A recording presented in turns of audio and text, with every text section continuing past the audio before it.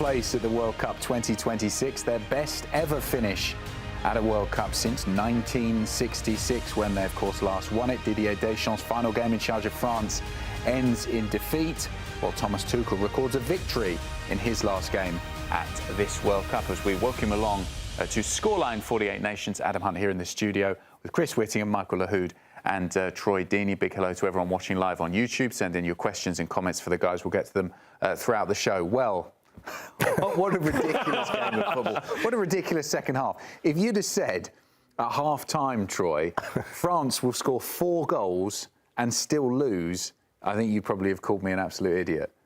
Nice. I mean, what a second. I think it was just ridiculous. Yeah.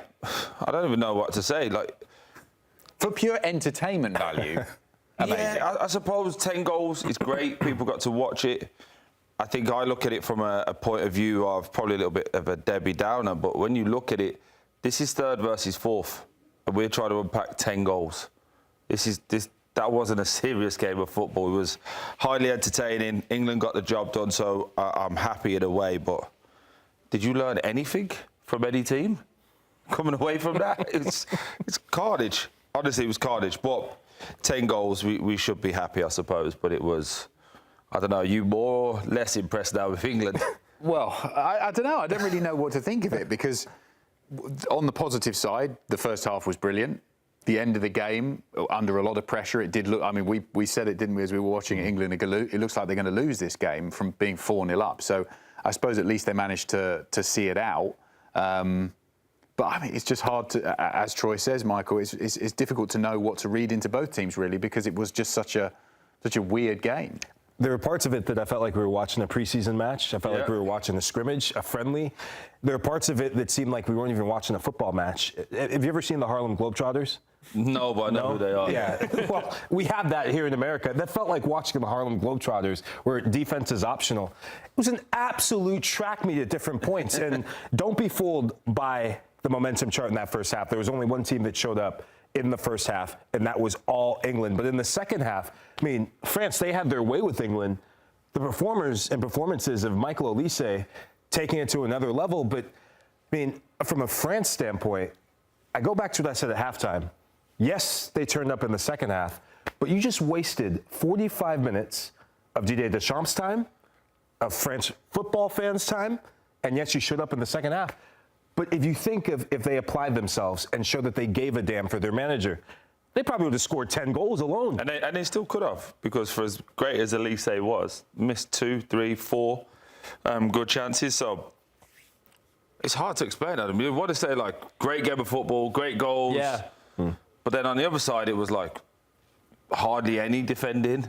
Like optional tracking back if you wanted to, and then there was moments where there was overplaying. Like even Jude missed a massive chance, didn't he, when he cut back in and could have scored, but he wanted to make it perfect. It was carnage, and it was mayhem. I'm really intrigued to hear what both managers have got to say, because somehow they're going to find positives. Not at all what they could have wanted. Yeah. I do think sometimes we have to forget that we're analysts and remember that we're fans of the game.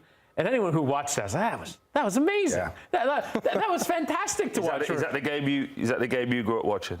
No, but it's a third place game. To me, it doesn't matter. The result doesn't matter. I don't think this is a massively consequential game. And by the way, I don't think the players thought it was a massively consequential game. Otherwise, they wouldn't have played like that. I do also think that we should give a fair bit of credit to the players who did show up in the game. I thought there were 2 or 3 players for France. Dayot Upamecano came on at halftime and completely altered. We want to talk about changing a game, but he changed the level of energy and application of the entire team. I thought Deschamps sent the right message by subbing all 4 players at halftime. That was more of a captain's response than we'd seen from Mbappe at that point. For sure. Yeah. Although Mbappe had his moments in the second half as well. Obviously, he gets the 2 goals. So I thought Upamecano came on and made a genuine difference to the way that they applied themselves. Dembele was very good in the second half. Olise as well for France. For England, I thought Jed Spence was fantastic throughout the 90 minutes and did well to carry England to good positions, responded well to get the penalty for the 5th goal. I think from an England point of view, one of the things that does stand out is that obviously all of the talk in the last 72 hours is the way that they responded to having to defend. And they sat back and they were fairly ropey for a while. When they counterpunched twice, they got the penalty from Spence. Jude should have had a goal. He eventually gets the 6th goal and kind of puts a finishing touch on the game. So I thought there were a few elements of let's enjoy the fact that some of these players really applied themselves, changed the impetus of the game, and really brought something to this occasion, which otherwise could have been really an embarrassment after 45 minutes, which is what it was. There was a period actually in the game, wasn't there, towards the end, where we did get both teams playing, because that was up until that point we'd seen England dominate the first half, France completely absent. Then the second half, when France were coming back into it, England were largely absent. And then finally towards the end, Troy, we did get a game where it was one team going up the other end trying to, it was, to use Lahoud's analogy, a game like watching the Harlem Globetrotters, but at least both teams were trying to play. It wasn't one dominating not the other. At moments, it was like a Sidemen charity game. That's what it was. At moments, it was crazy. But look, let's try and unpack it a little bit from both angles. England can take the positives that they can be front-footed and they can score goals. Again, defensively vulnerable and don't know how to manage moments within the game. You know, 4-0 up and cruising. Managed just the first 10 minutes of the second half. Upamecano comes in from France's point of view. On the opposite, there was embarrassing and pathetic in the first half. You have a player come in with an intention that just goes, there's one big tackle, and one tackle, runs forward, passes it, Elise slips the ball in for a Mbappe goal, and you could see them all go, oh, we've got to do it properly now. And then they had a 10-minute spell that was like, wow, they've turned it up not only one gear, but 3. And England didn't know what to do. They just had them on the rope. So for trying to professionally look at it, you could say there's positives to take from both teams, but that glaring vulnerability and the reason neither of them are in the final was evident and on show as well for both teams. Yeah, the sort of idea that France need to turn it on, which is what they've done in moments in this World Cup. But for the most part, they manage, but they don't really show the full thrust of what they have. They have such incredible ability, and we see those guys. When Barcola comes on as well at halftime, he was an absolute menace down that left side. And it's what we talked about. It probably needs a bigger role at club level, just because he can't be Kavica Kvaratskhelia as backup for the rest of his life. He has to go be a main man in a big team because he's more than capable of it. But France showed what they are capable of in 20 to 25-minute periods, and one of the things that I wanted to see is them do that more often and for longer in games, because when they show that, they are the most electrifying team to watch in the world, and it's not close, because what they showed in those first 20 to 25 minutes before the hydration break was as fun of a performance as we've seen at this World Cup so far. They scored 3 and they could have had more. And I think, to your point, Troy, that is one of the things that we missed out on at this World Cup, is seeing more of that. And they reveal, with that change of intensity, what could have been in the rest of the game and what could have been in this tournament. Yeah, I want to take a moment to talk about Didier Deschamps, because I was really angry at halftime, and you both were very supportive in that anger and definitely felt the same way I did. But it's an end of an era as well. It's incredible to see 187 games in charge. That's the 3rd most of any manager in the history of international football. Tavares for Uruguay is leading the pack with 200 plus, and then Deschamps is 3rd. So to see him not get the result, but to see him get a better performance from his team, that second half was much more in the vein of how you should send off your manager. First half was an absolute disgrace, and if you're the next manager, you've learned a lot about some of your players you're inheriting in Zinedine Zidane. That's for sure. OK, time for a short break here on Scoreline 48 Nations, and we will focus on the future for France after Didier Deschamps leaves his position next.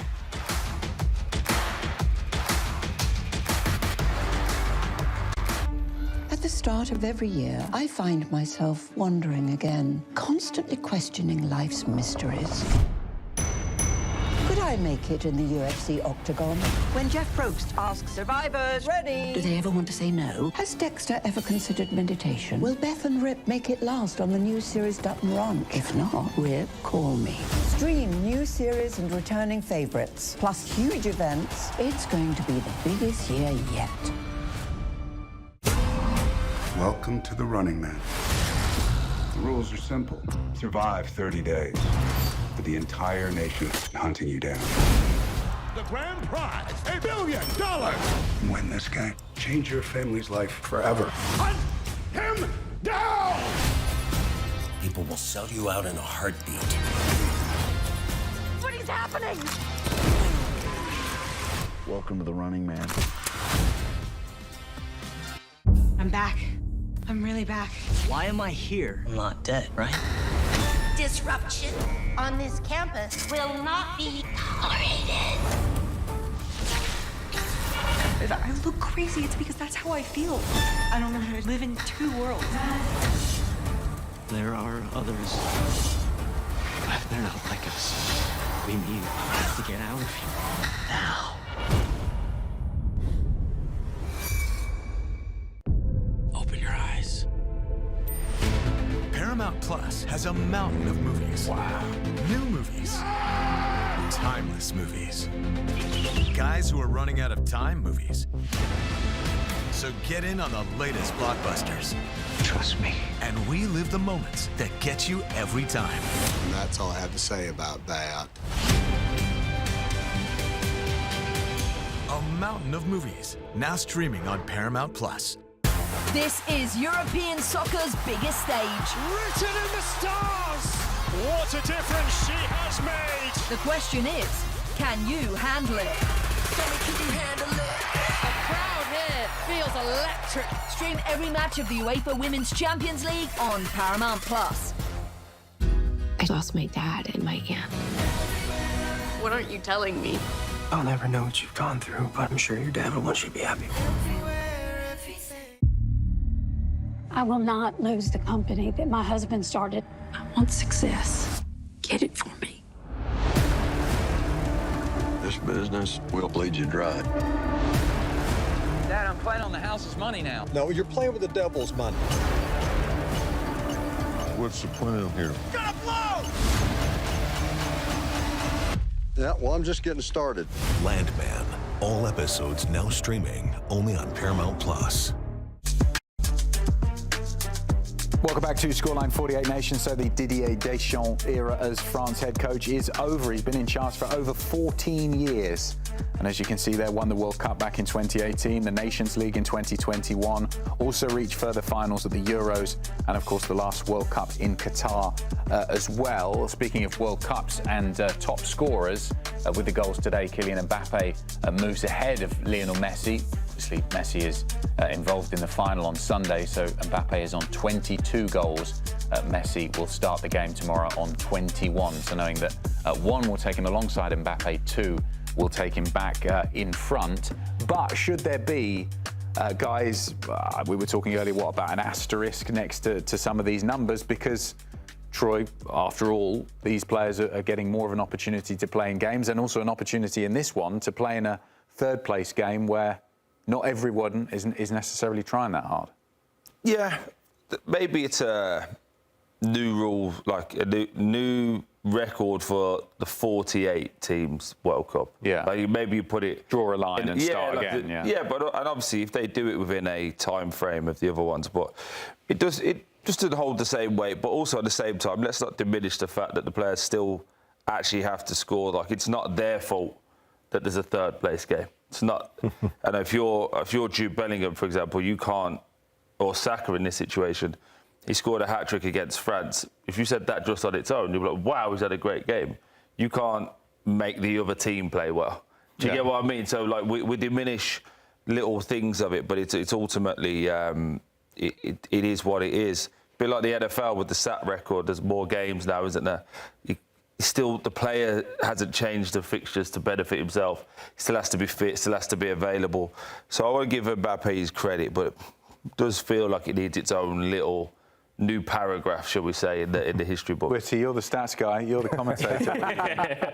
No, I mean, look, to me, the ones that happened in the third place game, I don't think they should count towards the overall records. I think when you're talking about a game that is played on a completely different level to the other 103 games of the World Cup, it bears absolutely no resemblance to the rest of the tournament. This was an all-star game, a friendly, whatever you want to call it. I think this third place match shouldn't, but in the overall, he still scored 20 goals in the World Cup in 3 tournaments. Even if you do say that this one has one more game, It went out in the semifinal. That's 7 World Cup games. He played 7 in the last one, and 6 or 7 in the one before that. So, in theory, I don't think it makes a massive difference for Mbappe. Messi, because he's gotten to now a 6th World Cup. He's playing in an 8th game that counts. But I don't think. To me, it's more the individual tournament ones. Like, for instance, Michael Olise is now the first player to deliver 7 assists in a single World Cup. That, for me, is one where in a single World Cup you are playing a game more. It's a different thing. Also, the thing with the 48 teams is a weaker level of opposition. So I think something like Mbappe's or Messi's, I don't think it makes a material difference that they're playing a game more this tournament, other than you're playing against weaker opposition. But for the single tournament records, I wouldn't treat them the same. It has been a feature of this World Cup, hasn't it? The battle for the Golden Boot. And actually, for me, that's something that I suppose I hadn't really thought about it before coming into the tournament, but that's been a storyline that we've been following all the way through. It's also because all the stars have delivered. Yeah, exactly. All those great players have played well. It's been an intriguing sort of link between all of these different It adds to the narrative. You go back to the final in Qatar 4 years ago. It's Lionel Messi, Kylian Mbappe going toe-to-toe, neck-to-neck. They were teammates at PSG, and it didn't end so well between them. Maybe a bit of jealousy, maybe a bit of one-upmanship. And PSG season went down the drain because of that World Cup final. You had teammates from a PSG standpoint on the French team and the Argentine team. But Kylian Mbappe is ridiculous. I want to remind everyone what the narrative was around him at the end of the season, the club season, that he was the problem at Real Madrid. And maybe he wasn't a good thing for French football as well. Yeah. At this World Cup, he definitely changed the narrative for me, Troy. Wow. He's changed the narrative. Not for me. He's a difference maker. He's definitely a match winner. Yep. You see it with the French team. And I think Madrid fans are going to be excited to see this version of Kylian Mbappe at the club level this coming season. What player have you ever played with that you thought is a top player that had to let you know they're going to try and run hard now? Which one? None. No top players ever had to come out before a tournament and say, I'm going to run around. You're going to see a different version of me. Did you see him running around? Especially at his age. He's 27. But did you see him running around? I did today. All he's done I did today. In the first half? Troy, in the first half of all the players that were actually putting out effort, Michael Olise and Kylian Mbappe was trying to play at least to get goals. Because that's for him. That's what he does. His stats will always be fantastic. His goals output, his assist output will be fantastic. But the reason he won't be, in my opinion, spoke in the same breath as a Zidane, as a Thierry Henry, is because it's about him. It's always about him. I think that's the frustration when I read the things and the papers about Real Madrid. That's where the frustration is. Not that you score goals, because you are fantastic. You score loads of goals. But it's an output for the team. He doesn't do that. And once he scored, then he starts running. Then he starts trying to... Once he's got his moment, that's not the side of a captain and a leader. So I agree with the principle of what you're saying, but you can't come out to a World Cup and say, watch, you're going to see me run around. That fundamentally is the minimum you have to do as a top player. And the other thing, too, with Mbappe is, to your point, he won the Golden Boot in La Liga. He won the Golden Boot in the Champions League. He remained the top player, goal scorer in the Champions League despite going out in the quarterfinal to Bayern Munich, and is now. So there is no doubt about his ability to score goals. It's now about impacting winning. It's 2 seasons now where he has scored at an incredibly high level. He looks like the player that can score tons of goals. Real Madrid haven't won anything. France didn't win anything in this tournament. They lost the semifinal in 2024. So he has to be impacting winning more than accruing individual statistics. Is he the only one to blame for that, though, Real Madrid? No, but he's the main man. He's the main man. He's the captain. He's the leader of these teams. There's another guy for Real Madrid named Vinny Jr. that's involved as well. Jude Bellingham as well. By the way, Vinicius Jr. comes under the most scrutiny. Jude Bellingham comes under the most scrutiny. Kylian, the fans try to do a GoFundMe to get rid of Mbappe. Exactly. Do you know why? Because they see it. That's the point. So he scores the goals. He does all of the things he does. And there's fans willing to, was it 8 million, I believe, signed a petition to get him out. Now, I don't agree with that stuff. But if 8 million people are saying you're not what the club is about, then you are allowed to look and go, hey, there's some validity to this. Because it's not our opinion. You could say 2 things can be right at the same time. You're a top player, you score fantastic goals, you've done all of this. But very simply and easily broken down, have PSG got better since he's left, yes or no? Yeah. So again... And have Real Madrid gotten worse since he left? I'm about to say, have Real Madrid not been as successful as a team since he's been there? Yes or no? Well, OK, put it this way. Yeah. Do you think French football fans will look at Kylian Mbappe's World Cup as a success? There's only one answer. It's an absolutely yes. He's the all-time leading goal scorer. But this is a bit so. He literally is the difference maker for France, alongside Michael Olise. This is the perfect caveat to it. So he is the difference maker. I agree. He is their top goal scorer. I agree. He is talented. I agree. So when they lose, it's not his fault. Kylian Mbappe. But when they win, we give him all the credit. Point I'm making. I disagree with when France lose. It's not Kylian Mbappe's full fault. It's not the. He's not the part only of the player. problem. Can we say he's part of the problem? They lost the game and he didn't score against Spain. He didn't turn up. He had a bad game against Spain. How many other players had a bad game against Spain? But this is the point. So you're actually missing the point. So when he plays bad, how many other players play bad? When he scores, so he was the only one who played good today.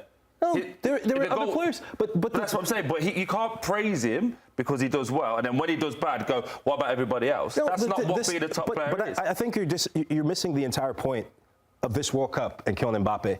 This is not Real Madrid. That's a separate conversation. With French football, it's not. Okay. With French football, you see a different Kylian Mbappe. Agree or disagree? World Cup winner. Led his team to a final, scored a hat-trick. I would say, different I would Kylian agree with Mbappe. that. I would agree. There's only one answer in that, right? I agree. But Didier Deschamps is under something with Kylian Mbappe. And yes, I agree with you that he needs to bring that version of what we see with France to the club level. Okay. And there's intangibles. That person's gone now. There's intangibles that he definitely needs to show at the club level. But what he just did at this World Cup, can we not take a second and say, this was incredible? No one's disagreeing, but he's got, 10 goals? 10 goals. So yeah. I would look at it from an England point of view. Let me take it away from an England point of view. I wouldn't turn around and go, wow, Saka was unbelievable this tournament. He got a hat-trick. Do you remember that game he got a hat-trick? You can't. Do you remember the last, you know the last player in the World Cup that got 10 goals in a single World Cup? No. Gerd Muller. So what? It hasn't been done. What we just see him do hasn't been done for decades. Okay, but it's also a game that we've just said was a shambles. There was also a Harlem Globetrotters game that you said. So you can't have it both ways. He was on the pitch, right, when they lost 4-0 in the first half. He was on the pitch. Yes or no? And who were the players? You mentioned at half-time everybody but him. Everybody but him. I said half-time. Malo Gusto, Rabiot, Doué, Konate. Yeah. So you mentioned everyone but him. So when they're bad, we don't bring him up. When they're good, look how great he is. I think the context in France is certainly not reflective. I think more backs up I completely understand what you're saying, Troy, but I also think it does speak to the way that Lahoud is talking about it. I don't think in France they're pointing at Mbappe and saying he's the issue. I think they appreciate his contribution. I just said that. But I'm saying when you start to talk about his greatness, you have to talk about the flaws. That's what our job is to do. You can't be same way I did it with England, same way you do it with everybody. You can't say he's great. Oh, but he said he's going to run around, and in this tournament I haven't seen him run around. He said it, not me. And then you go, no, but he scored the goals. Okay, but what did he say?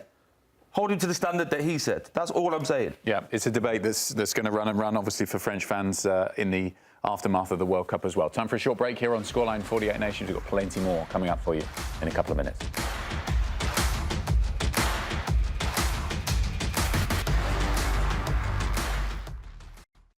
At the start of every year, I find myself wondering again, constantly questioning life's mysteries. Could I make it in the UFC octagon? When Jeff Probst